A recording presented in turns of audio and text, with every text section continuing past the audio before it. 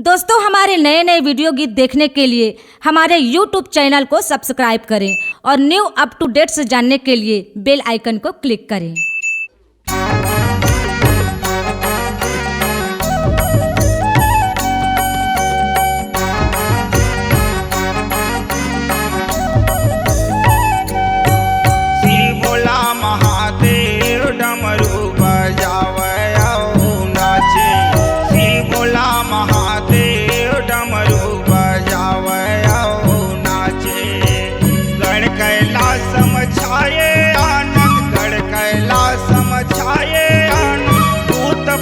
सब नाचे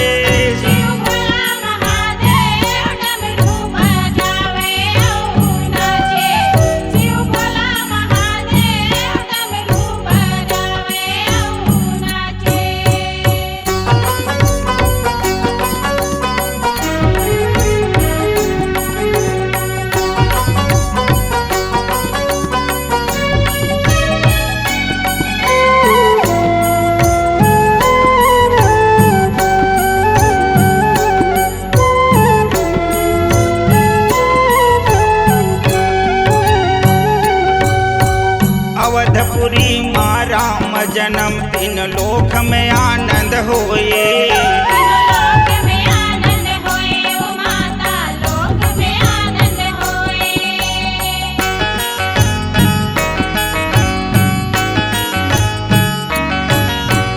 अवधपुरी माँ राम जन्म तीन लोक में आनंद होए।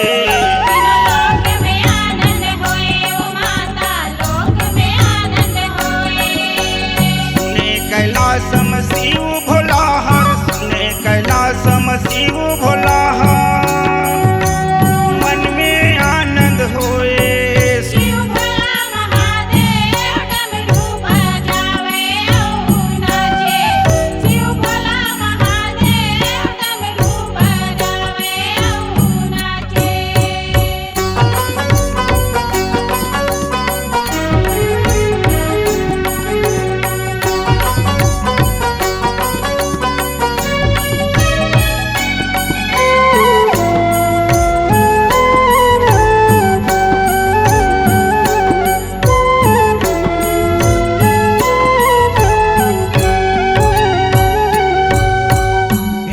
बदल के ब्रह्मा विष्णु राम दरस कर लाए।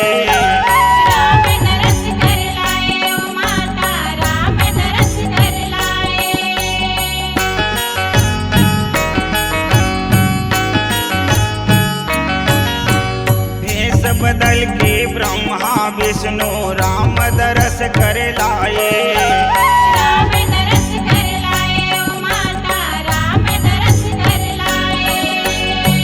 देवता मन दर्शन पाए, देवता मन दर्शन पाए।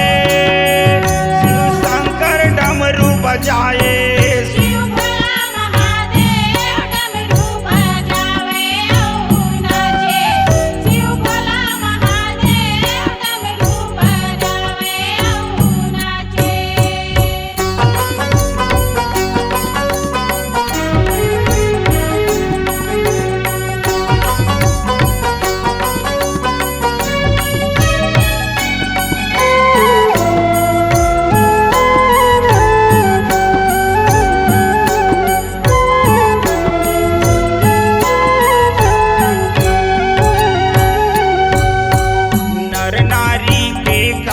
ठिकान भूत प्रेत दर्शन बर आए।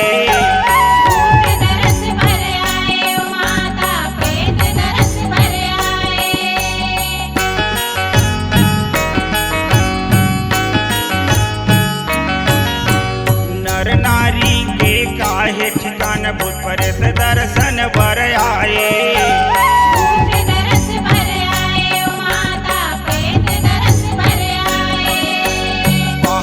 पर्वत गंगा जमुना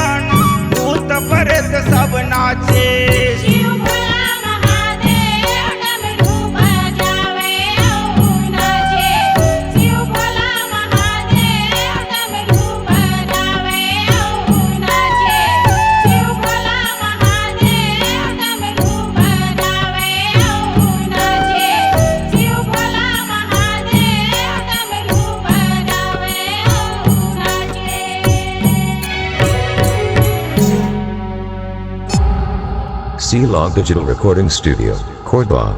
Contact number 99071192215.